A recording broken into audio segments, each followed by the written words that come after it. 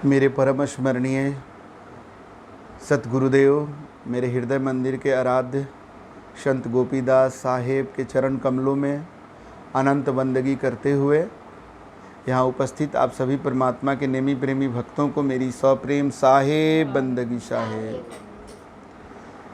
समय थोड़ा ज़्यादा हो गया है इसलिए, और बीच बीच में बोलते भी रहे हैं, इसलिए भी थोड़ा कम बोल करके ही आज काम चलाएंगे।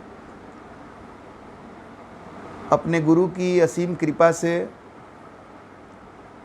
जीवन की सच्चाई को समझ पाया हूँ, अनुभव करता हूँ और उसमें जी रहा हूँ। लेकिन आज मेरे जीवन का जो सबसे बड़ा मुद्दा है, वो मुद्दा ये है जिस पर हम अक्सर विचार करते रहते हैं कि उस सत्य को हम किस तरह से ज़्यादा लोगों के सामने प्रस्तुत कर सकें, जिससे कि वो उसे न सिर्फ अच्छा से सुन सकें बल्कि उसको धारण भी कर सकें। कैसे उस सत्य को हम लोगों के धारण करने के लायक हम प्रस्तुत कर सकें, क्योंकि हमारा जीवन का जो दर्शन है, जो सत्य दर्शन जो है, वो इतना विशाल है लेकिन उतना ही सहज भी है। तो कई बार इसकी विशालता में जाते हैं तो आदमी बह जाता है, और कई बार इसे बड़ा सहज से बता देते हैं तो भी आदमी को पता नहीं चल पाता है, तो बड़ी दिक्कत होती है। हम कहते हैं कि भाई हम सत्य की पूजा करते हैं, तो आदमी कंफ्यूज हो जाता है कि मूर्ति का पूजा का विरोध करते हैं या मूर्ति पूजा को मना करते हैं और कहते हैं सत्य का पूजा करते हैं। तो कहीं मुसलमान टाइप वाला तो नहीं है कि वो लोग का मस्जिद में भी कुछ मूर्ति नहीं रहता है और कहता है कि हम इबादत करने जा रहे हैं। तो वैसे ही ये मूर्ति का बात नहीं करते हैं और पूजा का बात करते हैं, सत्य का बात करते हैं। एक बार हम अपने स्कूल वाले ग्रुप में प्रश्न उठा दिए थे कि तुम लोग जो त्रिदेव की बात करते हो, तो ब्रह्मांड का मालिक तीन कैसे हो सकता है? ब्रह्मांड का मालिक तो एक ही होगा ना। तो उन लोग हमको समझ बैठे कि अब स्कूल का ग्रुप था, बहुत पुराना, मतलब ये था परिचय जिसमें काफ़ी लंबे समय तक लोग कांटेक्ट से बाहर हो गए थे। कितने लोग पहचान भी नहीं रहे थे कि हम कौन दीपक बोल रहे हैं, क्या बोल रहे हैं। तो कोई हमको क्रिश्चियन समझ बैठा और कोई कुछ समझ बैठा, क्योंकि हिंदू धर्म में इस चीज़ को ज़्यादा फोकस नहीं किया जाता है।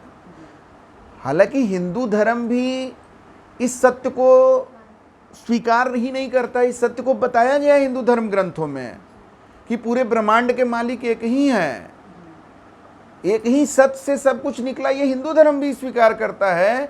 लेकिन हिंदू धर्म का जो मुखौटा है, मतलब फ्रंट में जो प्रस्तुतिकरण है हिंदू धर्म का, वो मंदिर और देवी देवताओं की पूजा और तीर्थ व्रत है। हिंदू धर्म की का जो प्रदर्शन है वो ये चीज है। जैसे पुलिस कहने से आपके अंदर एसपी और डीजीपी नहीं याद आता है। पुलिस कहने से रोड पर आपको जिस पुलिस का सामना होता है ना, वो याद आता है। तो हमको बड़ा एक समय में जब हम ये सब चीज को समझे थे तो बहुत दिक्कत होता था कि इतना बड़ा यूपीएससी का एग्जाम निकालकर जो आईपीएस बनता है वो भी तो पुलिस ही है ना, पुलिस का वो पदाधिकारी है। तो बैकअप में है वो, उसी का फ्रंट हो तो वो है ना जो रोड में आपको मिलता है। लेकिन हम लोग पुलिस से वही समझ बैठते हैं। तो उसी तरह से हिंदू धर्म का जो फ्रंट में आपको जो सबसे ज़्यादा चीज़ें जो दिखाई देती हैं वो देवी देवता की पूजा, मंदिर, तीर्थ, व्रत है। लेकिन हिंदू धर्म के डेप्थ में जाइएगा, बैक एंड में आप जाएंगे, जब वेद और पुराण में जाएंगे आप, तो वहाँ पर आपको सत्यनारायण भगवान का मिलेगा चर्चा, सत्य का चर्चा मिलेगा। वहाँ पर आपको गुरु का चर्चा मिलेगा बहुत। बहुत गहराई से मिलेगा, लेकिन वो फ्रंट में नहीं है। इसके चलते लोगों के अंदर कंफ्यूजन है। तो कैसे हम अपनी बात को समझाएं? सत्य की हम पूजा करते हैं तो इसका मतलब क्या हुआ? तो इस पर साहब का एक लाइन है, तेरा साईं तुझ में है, क्यों चकमक में जाए। हमारा मालिक कहाँ है? हमारे अंदर है। और हमारे अंदर क्या है? इस शरीर को अगर काट देंगे तो अंदर से कुछ निकलेगा क्या? अंग निकलेगा बहुत सारा। तो ये तो बायोलॉजी बता ही देता है, लेकिन ये बायोलॉजी की बात यहाँ नहीं हो रही है। तेरा साईं तुझ में है, इसका मतलब इस शरीर का जो मालिक है, इस शरीर को जो चलाने वाला है, वो इसके अंदर है। और वो हिंदू धर्म ग्रंथों में, गीता में जो आत्मा कहा गया है वही तो है। अरे भाई, एक तरफ रामचरितमानस में गोस्वामी तुलसीदास कह रहे हैं कि ईश्वर अंश जीव अविनाशी, दूसरे तरफ गीता में श्री कृष्ण कह रहे हैं कि आत्मा न जन्म लेती है न मरती है, मतलब आत्मा अविनाशी है। तो मैच कराओ ना दोनों को। इसका मतलब वो आत्मा क्या है? ईश्वर का अंश है और वो अविनाशी है। तो आत्मा जिस ईश्वर का अंश है उसी को तो परम आत्मा कहते हैं ना। ये आत्मा परम आत्मा का अंश है और ये अविनाशी है। यही तो हमारे अंदर है और यही मेरा मालिक है, क्योंकि ये शरीर हम नहीं है, इसके अंदर इसको चलाने वाला है। जैसे कार अगर चल रहा है, पहले हम सोचते थे कि ट्रक पर जो चलता है वो किसी को भी मार देता है, इतना बड़ा है, कौन उसका क्या कर लेगा। बाद में पता चला कि ट्रक ड्राइवर से बहुत पावरफुल आदमी कार में चल रहा होता है ना जी।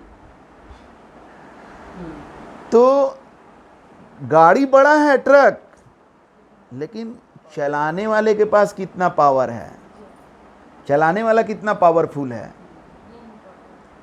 तो जो और पावरफुल है वो तो चलाता भी नहीं है, वो गाड़ी में बैठे रहता है, वो चलवाता है, वो और पावरफुल है। उससे पंगा लोगे तो ट्रक वाले को और दिक्कत हो जाएगा।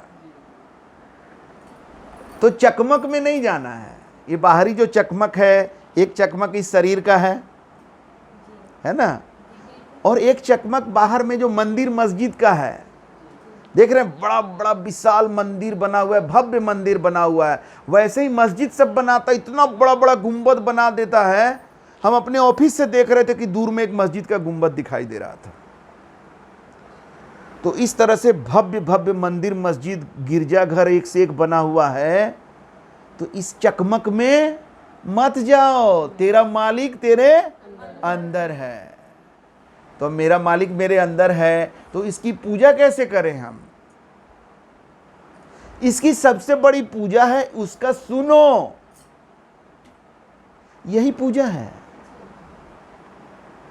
इसी को ग्रंथों में अनहद नाद कहा गया है। तो अंदर का जो आत्मा बोलता है ना, तो उसको कंठ नहीं चाहिए। कंठ बना है आवाज सुनाने के लिए दूसरे को, जो कान में सुनाई दे सकता है। लेकिन हमारी अंतरात्मा की आवाज सुनने के लिए कान का जरूरत नहीं है, उसके लिए कंठ का जरूरत नहीं है। वो वाइब्रेशन करके आवाज जो है यंत्र से नहीं निकालता है वो। तो आत्मा की आवाज को सुनना ही आत्मा की पूजा है। तो फिर हम तो चाहते हैं कि नहीं, थोड़ा भगवान आखिर जो है अगरबत्ती दिखाएं, आरती करें अपने भगवान को खुश करने के लिए। अरे भाई, तो तुमको जो भगवान से मिला दिया, तुमको जो अपने आप से मिला दिया, जो साक्षात्कार करा दिया, वही गुरु, उसके अंदर भी वही सत्य है जो तुम्हारे अंदर है। तो इसी की पूजा करने के लिए गुरु की पूजा करते हैं। अब ये ग्रंथों में लिखा हुआ है, पूजा गुरु की कीजिए, सब पूजा जेहि माही, जस जल सींचे तरुमूल शाखा पात अघाही। यही तो है सत्य का पूजा। जान गए कि सत्य तो हमारे अंदर ही है, उसकी पूजा है उसको सुनना और उस पर चलना। आत्मा कभी आपको बोलेगा मुर्गा को काट दो, कमजोर को सताओ, किसी को गाली गलौज करो, डिमोरलाइज करो, नीचा दिखाओ, ये आत्मा नहीं बोल सकता है, ये मन बोलता है। तो जब सच्चे गुरु मिलेंगे ना, तो मन क्या है, चित्त क्या है, आत्मा क्या है, बुद्धि क्या है, विवेक क्या है, ये सब जान पाओगे। बिना गुरु के बायोलॉजी पढ़ के कभी नहीं जान पाओगे। भौतिक और रसायन शास्त्र में ये नहीं मिलेगा, ग्रंथों में नहीं मिलेगा। ये जब मिलेगा तो सच्चे गुरु मिलेंगे, तो ये सब में भेद बताएंगे, अपना पहचान कराएंगे कि तुम क्या हो, तुम्हारा शरीर क्या है, तुम्हारा बुद्धि क्या है, विवेक क्या है, आत्मा क्या है। तो ये सब से जब हमें पहचान करा देते हैं, तब हम परमात्मा को समझ गए, जो आत्मा परमात्मा का अंश है। अरे भाई 1 ग्राम सोना का क्वालिटी जान गए तो वही तो 1 किलो सोना का भी क्वालिटी होगा। तो आत्मा को जान गए तो परमात्मा को जान गए। तो ये जनावन हारा जो है गुरु, जो हमारी इतनी बड़ी दुनिया को हमारे सामने ले आए, जो दुनिया हम बाहर देख रहे थे और कुछ मिलना नहीं रहा था, उसको हमारे अंदर दिखा दिए, तो गुरु की पूजा बनती है कि नहीं? तो गुरु के शरीर की पूजा नहीं होती है। गुरु के अंदर भी वही आत्मा है जो मेरे अंदर है। तो हम इधर अगरबत्ती नहीं दिखा के उधर दिखा रहे हैं, बात बराबर है। कोई किसी से कम नहीं है। तो गुरु किसकी पूजा करते हैं? शिष्य गुरु की पूजा करता है, तो गुरु किसकी पूजा करते हैं? गुरु शिष्य की पूजा करते हैं। यही बात है। जब दोनों समान हैं तो यही होता है, क्योंकि एक ही रूप है पूजा करने वाला का और पूजा जिसका हो रहा है, एक ही का 2 रूप है। तो 10 शिष्य हैं, तो 10 शिष्य एक गुरु का पूजा आराम से कर लेते हैं, आरती दिखा करके एक साथ। लेकिन एक गुरु अब 10 शिष्य का पूजा वैसे नहीं कर सकते हैं ना, तो दिल से करते हैं। जैसे एक मूर्तिकार जब मूर्ति तैयार कर लेता है, तो सबसे पहले वही पूजा करता है।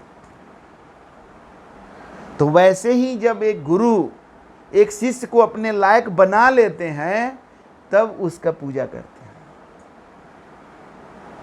क्योंकि वो जान गए कि अब तो कोई अंतर नहीं। अंतर किसका है? विकारों का अंतर है, और कुछ अंतर नहीं है।